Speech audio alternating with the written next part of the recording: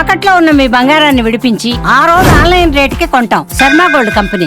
సెలబ్రిటీల చుట్టూ ఫ్యాన్స్ తో పాటుగా శత్రువులు కూడా ఉంటారు. వారిని బ్లాక్మెయిల్ చేయడం, బెదిరించడం లాంటివి చేస్తుంటారు. ఇలాంటివి బాలీవుడ్ కి కొత్తేం కాదు. ఇందులో భాగంగా తాజాగా హీరో సైఫ్ అలీ ఖాన్ ఇంట్లో దుండగులు ప్రవేశించి అతనిపై దాడి చేసి కత్తిపోట్లకు కారణమయ్యారు. దీంతో సైఫ్ ను ఆసుపత్రికి తరలించగా మొత్తం 6 కత్తిపోట్లు దిగినట్లు వైద్యులు వెల్లడించారు. అంతేకాదు 2 సర్జరీలు నిర్వహించి కత్తి ముక్కను బయటకు తీసినట్లు సమాచారం. ప్రస్తుతం సైఫ్ అలీ ఖాన్ ఆరోగ్యం నిలకడగా ఉందని వైద్యులు తెలిపారు.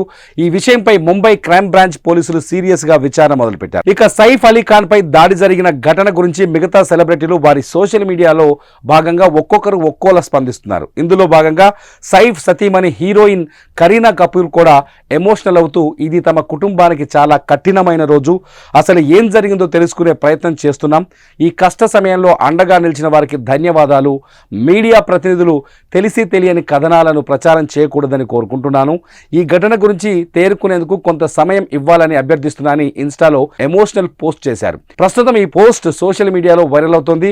ఇక నిన్న తెల్లవారుజామున 2:30 సైఫ్ అలీ ఖాన్ పై దాడి జరిగింది.